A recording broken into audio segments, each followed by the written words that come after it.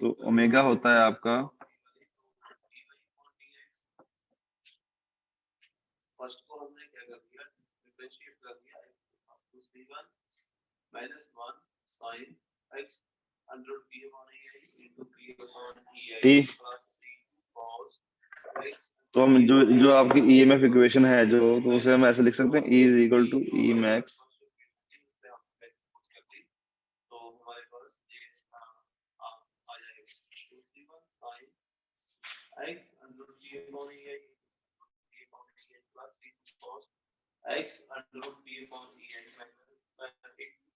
p upon e then हमारे पास क्या है, x equal to 0 and p का ये फॉर्म x इक्वल टू 0।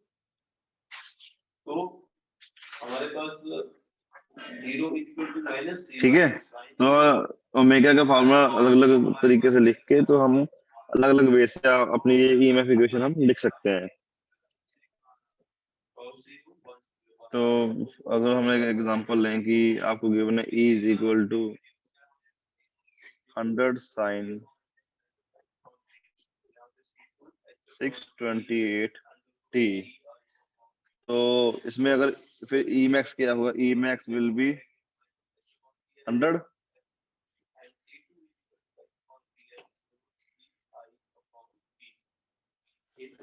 यही है, E मैक्स 100 ही होगा यहाँ पे, और आपका 2 पाई एफ है जो हो जाए भाई लोड, और 2 पाई एफ आपकी उसकी वैल्यू आपकी है 628। ठीक है जी, तो इस वजह से छोटे छोटे न्यूमेरिकल्स हम हैं वो हम सॉल्व कर सकते हैं।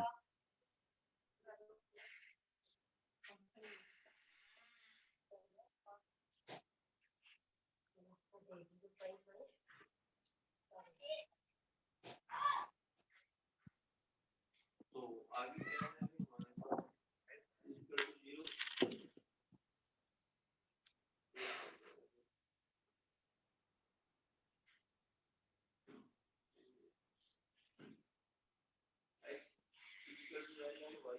ठीक, एक एक इम्पोर्टेंट आपका जो क्वेश्चन है जो आपका मोस्टली आ जाता है, ये मेरे ख्याल में 5 नंबर में आ सकता है ये क्वेश्चन। तो क्वेश्चन है आपका,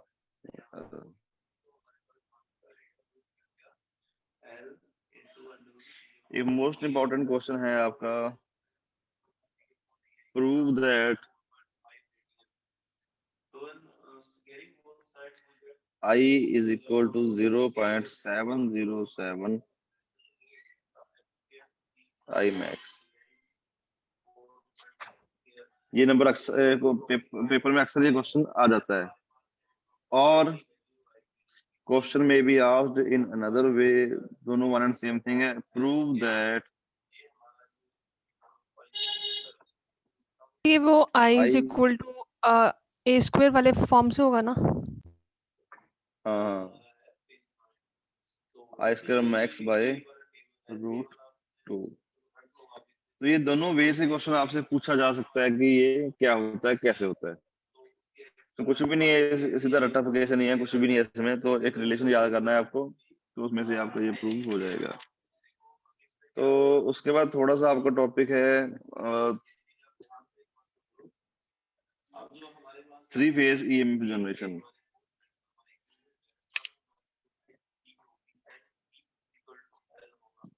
मतलब उसकी जो वैल्यू होगी वो सेम होगी, तो यहाँ पे फॉर्मूला आप कोई भी कर सकते हो, y स्क्वायर की है l स्क्वायर या l स्क्वायर। सेकंड है हमारे पास जब हमारा एक एंड पीस है अदर एंड इज 3, तो उसमें क्या है y स्क्वायर की फॉर्म 4l स्क्वायर। तो यहाँ पे इफेक्टिव लेंथ क्या है हमारे पास, l की इक्वल टू 2 है, l की वो है वो लेंथ होती है यहाँ पे, जो इफेक्टिव लेंथ है वो दूसरी के बराबर होगी, तो in is equal to 2l। ठीक है, टोटल 360 डिग्री होता है आपका।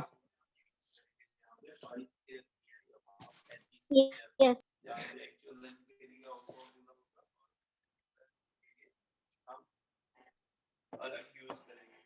तो 3 phase, explain the concept of 3 phase EMF generation.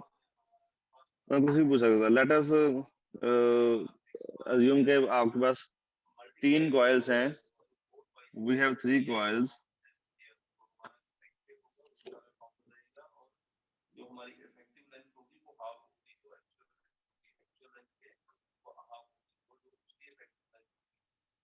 Fourth क्या है हमारे पास, डिस्प्लेस्ड बाय 120 डिग्री, ठीक है, एज शोन कि आपको ये गिवन है, तो अगर टोटल सारा करेंगे तो सारा 360 डिग्री हो जाता है, ठीक है, ये तो आपको पता ही है। तो हमारे पास 3 कॉइल्स हैं जो which are displaced from each other through angle of 120 degree from each other.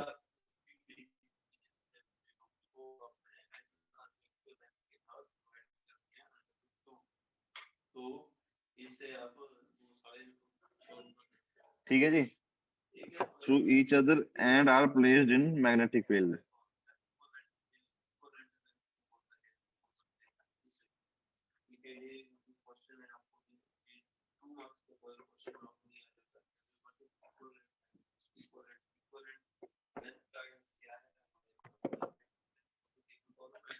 तो मैग्नेटिक फील्ड में ये कैसे हैं, तो इसकी अगर हम डायग्राम बनाने की कोशिश करें, एकदम लोडिंग बड़ी ले रहा है ये,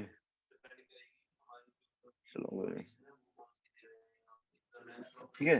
तो मान लीजिए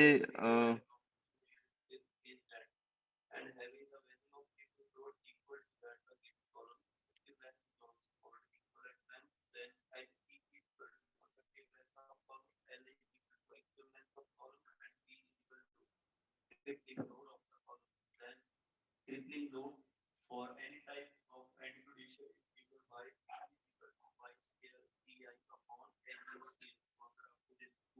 Question आता है what is effectiveness then या what is equivalent then by scale EI upon every scale.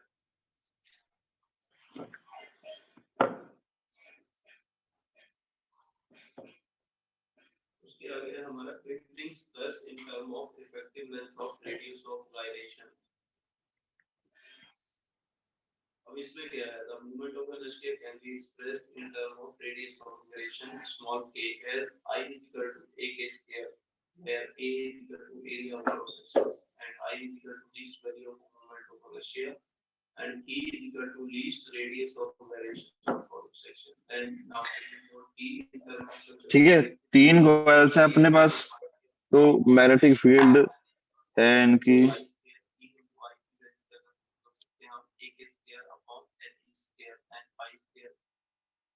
E into A upon LE square upon A square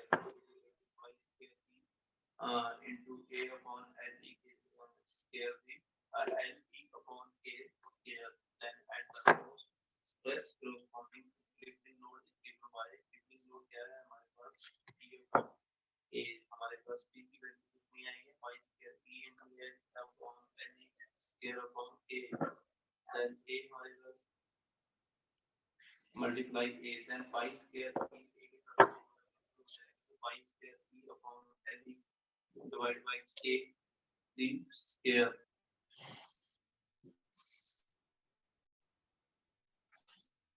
next आएगा हमारा स्लेंडरनेस रेशियो। स्लेंडरनेस रेशियो क्या होती है, actual length divide by least radius of variation L upon K. Slenderness is the ratio of actual length of column to the least radius of aggregation of the column is known as slenderness ratio. Actual length divided by, तो ये magnetic line of forces है आपकी, उसमें से ये आपके जो 3 आपके पास थे कॉइल्स हैं, तो वो मैग्नेटिक फील्ड से रोटेट हो रहे हैं, ठीक है जी। तो E1 E2 E3 हैं, तो दीज आर अपने separated by each other through an angle of 120 degree. तो ये था अपना, ठीक है जी। तो अब इसके बाद क्या कि हमने क्या डिस्कस किया, we have 3 coils displaced by 120 degree from each other and are placed in magnetic field.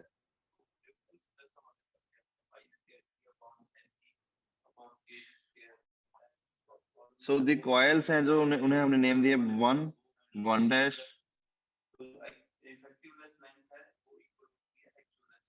To 2 dash, 3 3 dash. The 3 coils, if the slenderness If the are stress rotating ratio is small, the crippling stress will be high. at a uniform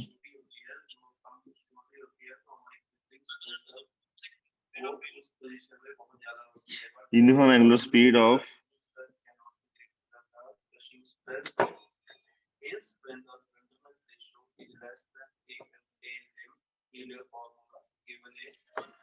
at uniform angular speed है जो उसकी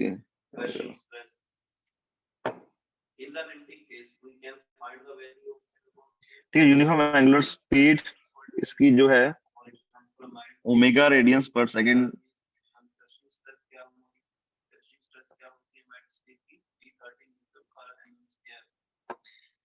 in a direction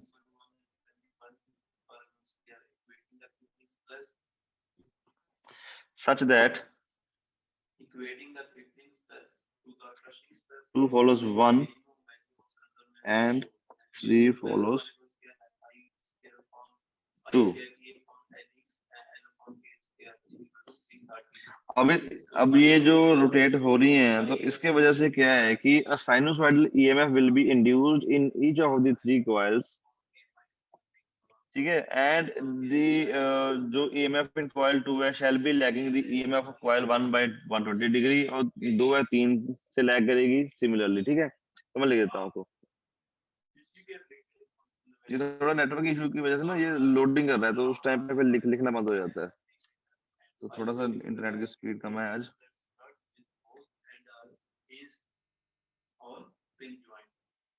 Find the crippling load. Take E is equal to 2 into 10 to the 5 Newton per mm square. Am I audible? Audible है ना पूरा? Yes, sir.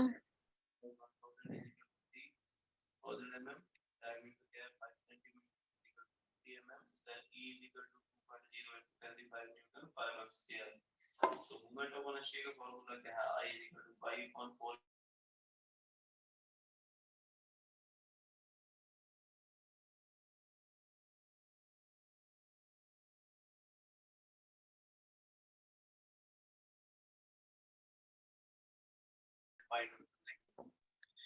In each of the three coils use करना है अब हमारे पास क्या है one end of start is 6 अब इसके बाद क्या होएगा EMF जो है EMF in coil 2 तो फर्स्ट हमारे पास आ गया P की वैल्यू जब हमारे पास 1 and 6 shall be lagging EMF of coil 1 by how many degrees 120 degrees ठीक है जी and similarly EMF of coil 3 lags EMF of coil 2 by how many degrees 120 degree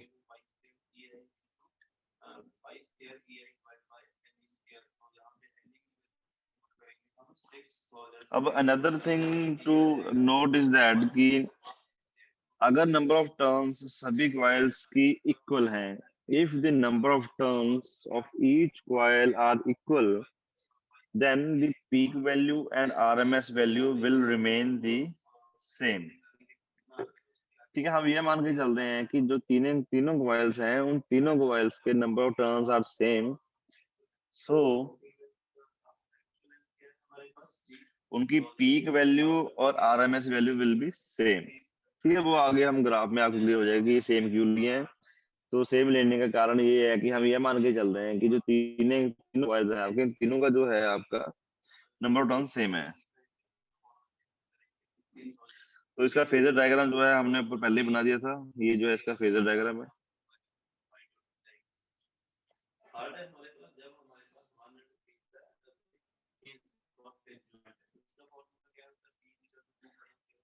अच्छा तो फेजर डायग्राम अपना ऊपर बन चुके हैं एक 1 पॉइंट और है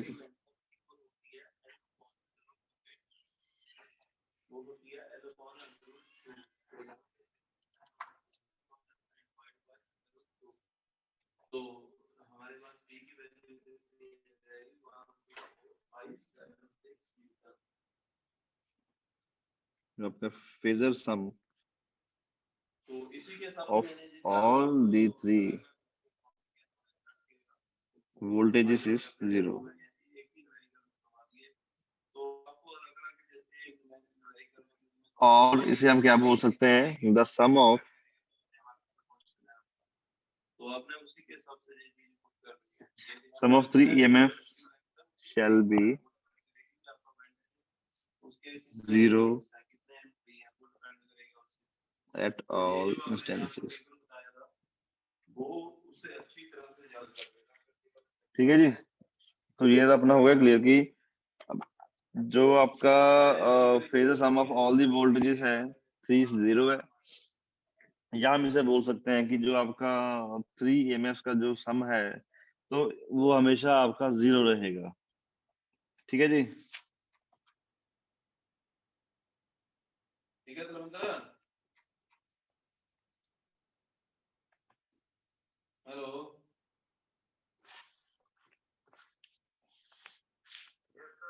हाँ वर्मा, मैं ये अभी सोम का लेक्चर यही खत्म करेंगे क्योंकि बच्चों का ना रिपीट का पेपर खत्म था, तो बच्चे आए हुए हैं उनको थोड़ा सा करवाना है। ठीक है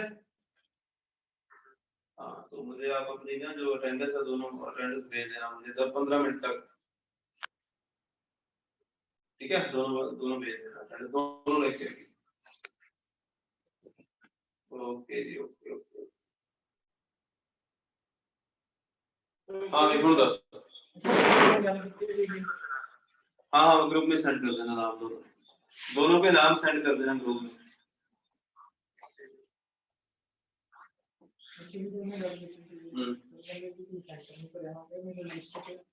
नाम ही नहीं थी रजिस्टर, जिन्होंने लिस्ट पे दी थी ना सेंटर वास्ते, मेरा पूछा ही लगे सेंटर पर आना करके तेरा नाम है लिस्ट में है नहीं, मैंने देखा नहीं वो फिर करने गया है लगने गया है तो गगन को क्या फिर आता है यार वो जल्दी पता नहीं सारे कर देते हैं उधर सेंटर आ गई है पर नहीं हो रहा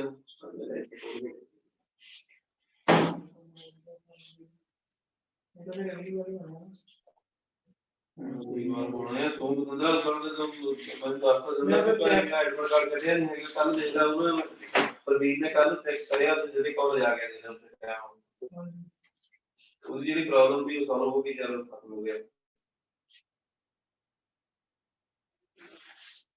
एक मुंडे ने एडमिशन करानी है अब देख लीजिए तो ये पर बिहार ये स्कॉलरशिप ये तो ठीक ही रहेंगे ना इसी में ऐसे लाया चाहे तो चीनी के लिए चाहे 30 चाहे 15 की पाए भी ये स्कॉलरशिप में ज्यादा सही है स्कॉलरशिप बच्चे के अकाउंट में चली होगी नाम वाले सुना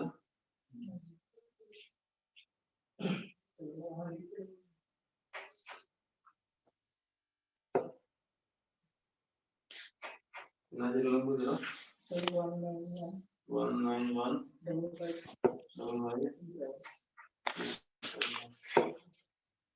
वो कल गुरु भी डाल ना प्रवीण ने तेरा कोई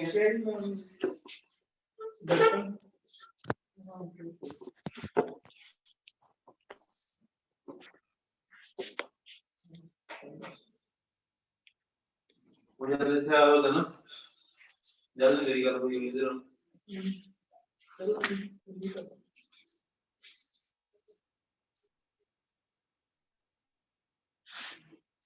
तेरा इतनी ना शो हो रही एग्जामिनेशन सेंटर की डेट आ गई ना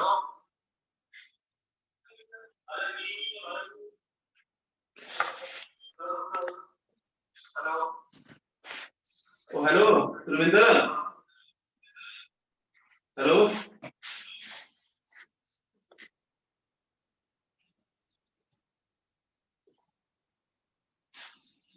तेरा इतनी ना बोल रहेगा मैं कल देख रहा थी बोल के बाद बोल रही हूं आ रहा है तो मेरा टाइम ना ये भी नहीं आ गया उसके अंदर सेंटर और नया स्क्रीनशॉट लगे मेरी को तो आ ही आ रहा है ठीक है जी। अब ये आपकी 3 फेज ईएमएफ है जो हमने ड्रॉ किया है।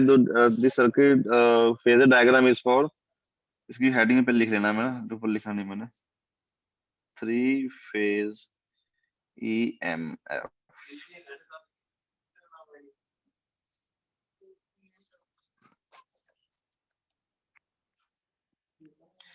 इसमें E1 है आपको E max sin omega t, E2 is equal to E max sin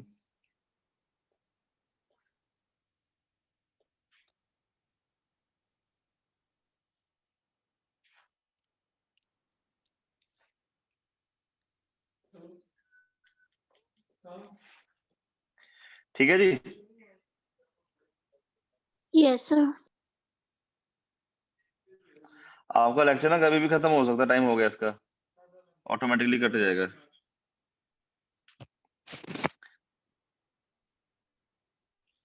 अब सर इसके बाद अपना दोबारा अगर टॉप, हाँ हाँ बोलो बोलो। सर दोबारा ज्वाइन कर सकते हैं? दोबारा नहीं, फिर वैसे ही आपका आखिरी लेक्चर है ये कि तीसरा लेक्चर चल रहा था ये? सर ये सेकंड लेक्चर है। सेकंड नहीं है, थर्ड लेक्चर है।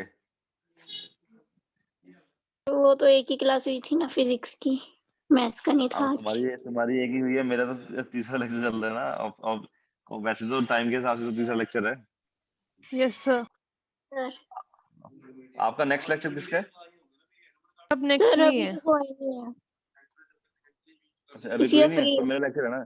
मेरे 4 लेक्चर इकट्ठे लगे होते हैं ना, सारे बैक टू बैक के लेक्चर मेरे। भी सर सुबह से लगातार ही बैठ।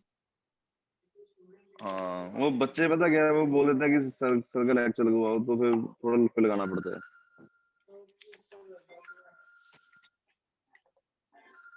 हेलो। ठीक है जी। अब इसके बाद जो आपका टॉपिक आ रहा है, it is root mean square value, RMS जिसे बोल सकते हैं हम।